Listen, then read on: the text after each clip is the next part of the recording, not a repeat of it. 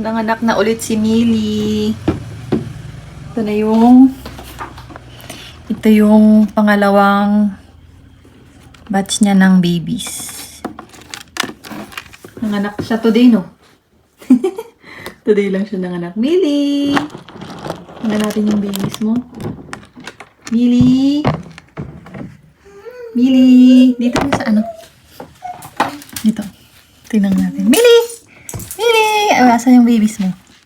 Look, may baby na si Millie! Mama, let me see. Don't hold her. Yan na yung babies. Naku, naman. 5 yung babies niya. Oh, may dugo-dugo po. Kapapanganak lang. Kapapanganak mo. Oh. Na 5 yung It's babies so ni Millie small. today. Yung una niyang babies 4. Ngayon 5. Cute! Ganun tayo. Panapan niya na yung mga tissue. Pantakip. Kinukuha niya yung tissue pantakip sa mga babies niya. Yan pa.